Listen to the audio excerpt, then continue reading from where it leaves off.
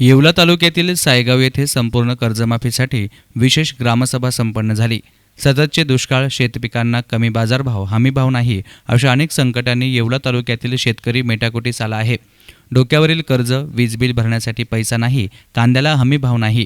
उत्तर प्रदेशात योगी सरकार शेतकऱ्यांना कर्ज माफ करतंय, तर महाराष्ट्रात फडणवीस सरकार शेतकऱ्यांच्या कर्जमाफीत टाळाटाळ करतंय। त्यामुळे सरकारपर्यंत शेतकऱ्यांच्या भावना पोहोचवण्यासाठी येवला तालुक्यातल्या सायगावच्या ग्रामपंचायतीनं रोकडोबा पारावर सकाळीच कर्जमाफी संदर्भात विशेष ग्रामसभा बोलावली होती। सरपंच योगिता भालेराव यांच्या अध्यक्षतेखाली संपन्न झालेल्या या ग्रामसभेत तालुक्यात मुख्य पीक कांदा असून तो मातीमोल भावाने विकावा लागल्यानं केलेला खर्च सुद्धा मिळाला नाही। उलट शेतकरी कर्जबाजारी झालाय। सरकार शेतकऱ्यांच्या समस्यांकडे दुर्लक्ष करीत आहे। त्यामुळे कर्जमाफी करावी असा ठराव सर्वानुमते पास करण्यात आला आणि हा ठराव सरकारपर्यंत पोहोचवण्यासाठी सर्व शेतकरी आणि ग्रामस्थांनी ग्रामसभेला हजेरी लावली।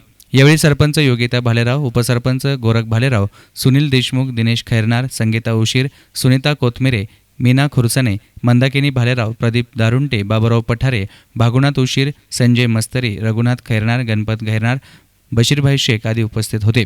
याप्रसंगी सायगाव येथील रघुनाथ खैरनार आणि संजय मिस्त्री यांनी अधिक माहिती दिली। हा संपूर्णपणे शेतकरी संघटनेच्या पाठीमागे असलेली 1980 पासून शरद जोशीचा कार्यकर्त्यांचा हा एक जिल्हा आहे आणि आमच्या जिल्ह्यामध्ये आमचं गाव हे अग्रेसर आहे। तर आमच्या गावात नाशिक जिल्ह्यामध्ये आम्ही पहिली ग्रामसभा घेऊन या कार्याला आम्ही सुरुवात केली।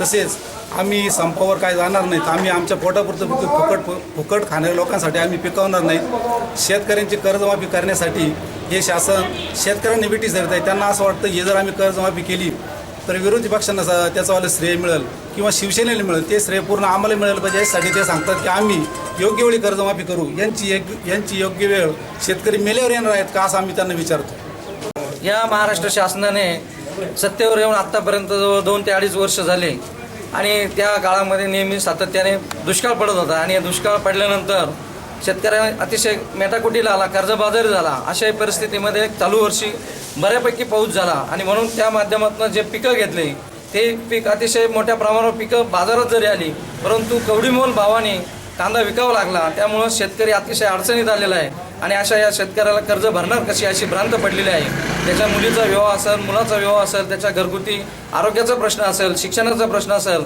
अशा या सगळ्या प्रकारच्या चौबाजूने अडचण झालेला हा शेतकरी आहे आणि अशा या परिस्थितीत जर विचार केला तर या शासनाने कर्जमुक्ती करावी यासाठी आजची ही जी ग्रामसभा झाली, या ग्रामसभेला आम्ही या ठिकाणी आक्रोश ग्रामसभा असं म्हटलं तरी वागो ठरू नये एवढं बोलू। News reporter Santosh Batav, SN media, Yeola.